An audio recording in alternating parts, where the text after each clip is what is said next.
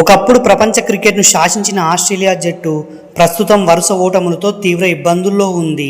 ప్రస్తుతం ఆస్ట్రేలియా మరియు బంగ్లాదేశ్ మధ్య జరుగుతున్న 3 వన్డేల సిరీస్లో బంగ్లాదేశ్ వరుసగా 2 మ్యాచ్లు గెలిచి సిరీస్ను కైవసం చేసుకుంది. 55 సంవత్సరాల వన్డే చరిత్రలో ఆస్ట్రేలియా తన సొంత గడ్డపై బంగ్లాదేశ్ చేతిలో సిరీస్ ఓడిపోవడం ఇదే మొదటిసారి. బంగ్లాదేశ్తోనే కాకుండా అంతకుముందు పాకిస్తాన్ చేతిలో టీ20 మరియు వన్డే సిరీస్లను ఆస్ట్రేలియా కోల్పోయింది.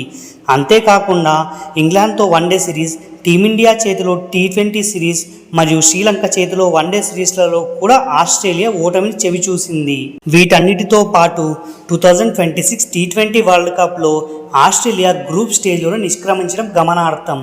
అలాగే వరల్డ్ కప్ సమయంలో జింబాబ్వే వంటి జట్ల చేతిలో కూడా ఘోర పరాజయాన్ని పొందింది. 2023 వన్డే వరల్డ్ కప్ విజయం తర్వాత డ్రెస్సింగ్ రూమ్లో Mitchell Marsh world cup trophy పైన కాలు పెట్టిన సంఘటన ప్రస్తుతం మళ్ళీ చర్చనీయాంశమైంది.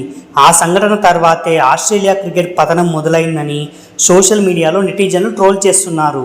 మొత్తంగా చూస్తే 2023 వన్డే వరల్డ్ కప్ గెలిచిన తర్వాత ఆస్ట్రేలియా పరిస్థితి అత్యంత దారుణంగా తయారైందని సీనియర్లు కూడా అంటున్నారు.